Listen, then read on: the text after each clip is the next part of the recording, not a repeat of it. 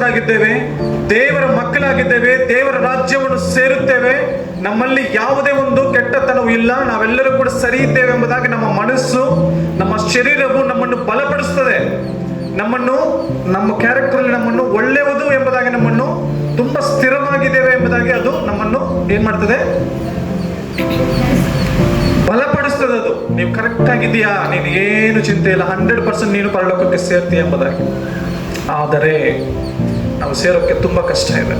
ಯಾಕಂತಂದ್ರೆ ಆ ಒಂದು ಇಕ್ಕಟ್ಟಾಗಿರುವಂತ ಬಾಗಿಲಲ್ಲಿ ಪ್ರವೇಶಿಸುವವರು ಎಷ್ಟು ಜನ? ಕಡಿಮೆ ಜನ ಎಂಬುದಾಗಿ ಬರೆಯಲ್ಪಟ್ಟಿದೆ. ಯಾಕೆ ಕಡಿಮೆ ಜನ?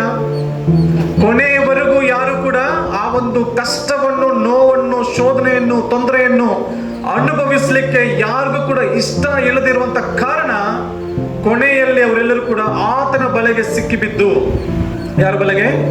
ಸೈತಾನನ ಬಲೆಗೆ ಸಿಕ್ಕಿಬಿದ್ದು ಎಲ್ಲರೂ ಕೂಡ ಆತನ ರಾಜ್ಯಕ್ಕೆ ಸೇರುವವರಾಗ್ತಾರೆ.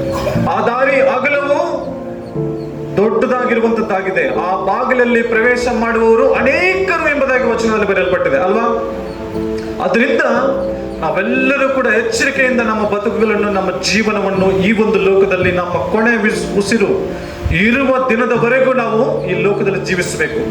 ನಾವು ಒಂದು ಸಂತತಿಯನ್ನು ಅಥವಾ ಒಂದು ಜನಾಂಗವನ್ನು ನಾವು ಎಕ್ಸಾಂಪಲ್ ತೆಗೆದುಕೊಳ್ಳುವಾಗ ಇಸ್ರಾಯೇಲ್ ಜನರನ್ನು ನಾವು ಫಸ್ಟ್ ನಮಗೆ ನೆನಪು ಬರುವಂಥದ್ದು, ಎಲ್ಲರಿಗೂ ನೆನಪು ಬರುವಂಥದ್ದು ಇಸ್ರಾಯೇಲ್ ಜನರು.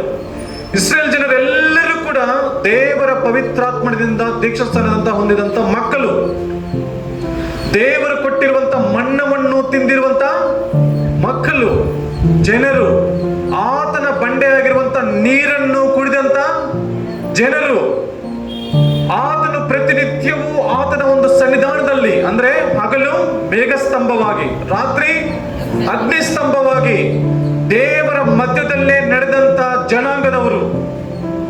ಇವರೆಲ್ಲರೂ ಕೂಡ ತಿಳ್ಕೊಂಡಿದ್ರು, ನಾವೆಲ್ಲರೂ ಕಾನಾನ್ ದೇಶಕ್ಕೆ ಸೇರುತ್ತೇವೆ, ಹೋಗುತ್ತೇವೆ, ನಮ್ಮಲ್ಲಿ ಯಾವ ದೋಷವೂ ಇಲ್ಲ, ದೇವರು ನಮ್ಮ ಮಧ್ಯದಲ್ಲಿದ್ದಾನೆ, ನಮ್ಮ ಮೇಲೆ ಇದ್ದಾನೆ, ನಮ್ಮ ಮಧ್ಯದಲ್ಲಿದ್ದಾನೆ, ನಮ್ಮ ಪಕ್ಕದಲ್ಲಿದ್ದಾನೆ. ಯಾಕಂತಂದ್ರೆ ಊಟ ಕೊಡುವವನು ಆತನೇ, ನೀರು ಕೊಡುವವನು ಆತನೇ, ನಡೆಸ್ತಾ ಇರುವವನು ಆತನೇ, ಎಲ್ಲ ತೊಂದರೆಗಳಿಂದ ಬಿಡಿಸ್ತಾ ನಮ್ಮನ್ನು ಕನ್ಫರ್ಮ್ ಆಗಿ ಕಾನಾನ್ ದೇಶಕ್ಕೆ ಸೇರಿಸ್ತಾನೆ ಅನ್ನೋ ನಂಬಿಕೆಯನ್ನು ಇಟ್ಟಿರುವಂತ ಜನಾಂಗದವರು ಮತ್ತು ದೇವರ ಒಂದು ಅದ್ಭುತ ಕಾರ್ಯಗಳನ್ನು, ಸೂಚಕ ಕಾರ್ಯಗಳನ್ನು, ಮಹತ್ ಕಾರ್ಯಗಳನ್ನು ನೋಡಿದಂತ ಜನಾಂಗದವರು ಇಸ್ರಾಯೇಲ್ ಜನರು.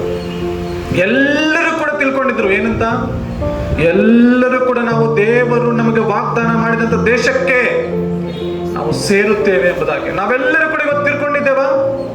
ನಾವೆಲ್ಲರೂ ಕೂಡ ದೇವರ ದೀಕ್ಷಾಸ್ಥಾನವನ್ನು ಹೊಂದಿಕೊಂಡಿದ್ದೇವೆ, ದೇವರ ದಾರಿಯಲ್ಲಿ ನಡೀತಾ ಇದ್ದೇವೆ, ದೇವರ ಆಲಯದಲ್ಲಿ ಪರಿಶುದ್ಧರಾಗಿ ಜೀವಿಸ್ತಾ ಇದ್ದೇವೆ. 100% ನಾನು ಆ ಒಂದು ಪರಲೋಕಕ್ಕೆ, ದೇವರಿರುವಂತ ಯೇಸು ಸ್ವಾಮಿ ಇರುವಂತ ಸ್ಥಳಕ್ಕೆ ನಾವು ಸೇರುತ್ತೇವೆ ಅನ್ನೋ ಒಂದು ನಂಬಿಕೆ ಎಲ್ಲರಿಗೂ ಇದೆಯಾ? ಎಲ್ಲರಿಗೂ ಇದೆ. ಯಾಕಂತಂದ್ರೆ ನಾವು ಅದಕ್ಕೆ ಪ್ರಯತ್ನ ಪಡ್ತಾ